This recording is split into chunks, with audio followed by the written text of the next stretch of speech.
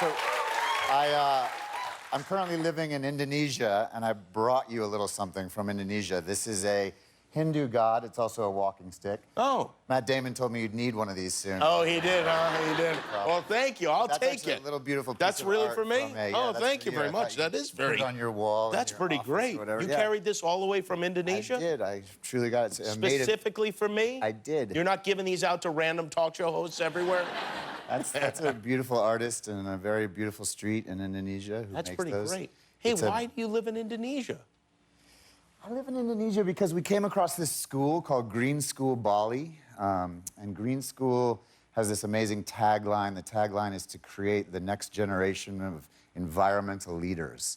And I have this very special 7-year-old child, and I think all of us are trying to figure out how to have an impact in the world. And for myself, the best thing I could do is give my son this extraordinary experience. And also myself, you know, being on the other side of the world and looking back at this madness is amazing. My parents would never do anything like this. So this isn't one of those things where you couldn't get into any of the schools in LA. You have to go through all this crazy thing. You're like, you know what? We're going to Indonesia. We had to go to Southeast Asia to find a school for my son. That's how far we went. And is your son enjoying the school? He loves it. It's magical. It's deeply in the jungle. It's like Swiss Family Robinson. They grow their own food. They make their own buildings out of bamboo. It's really cool. Your son's going to school in the jungle like Tarzan? Really in the jungle.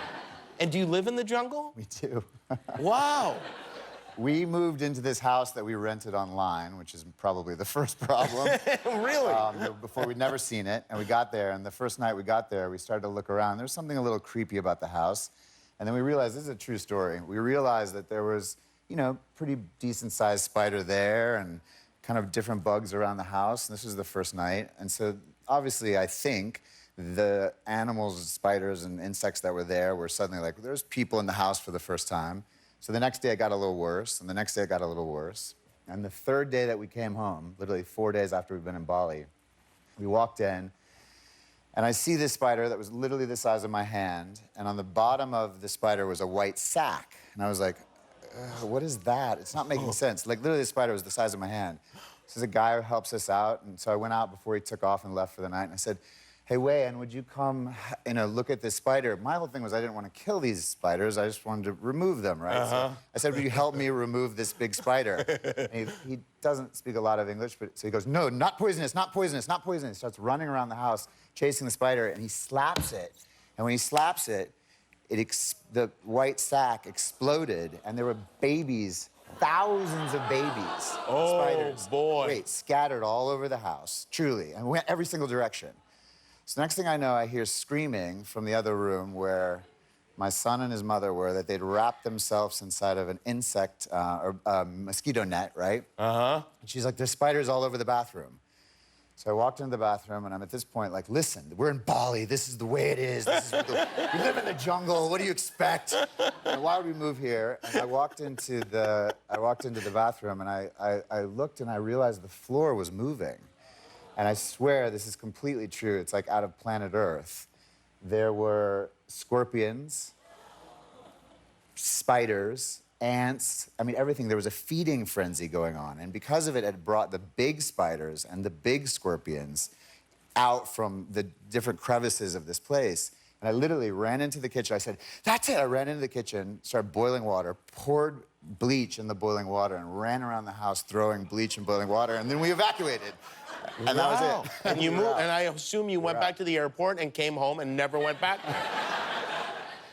Quite the opposite. Really? Wow. No, because even the Balinese, everyone was like, look, this is totally unusual. Oh, real? Oh, it is? Okay. Oh, okay, good, because I was like, yeah, well, that's life in Bali. Holy moly. It was a wild ride. Are there animals, too, around your hut or wherever wherever this godforsaken place you're living is?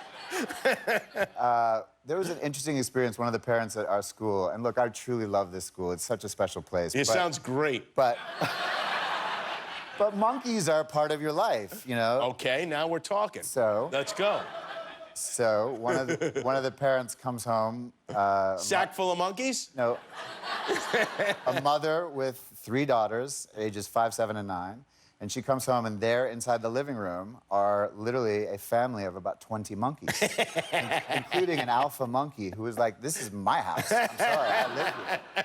So she literally throws the girls inside the bathroom, locks the door, and starts screaming. And the monkey literally comes at her. So now she doesn't know what to do because the girls are locked in the bathroom. So she goes out, she calls her husband, they bring people, and they're like, they now have more and more people come to the house, and this male monkey, the alpha monkey, and the group of the family is not going to leave.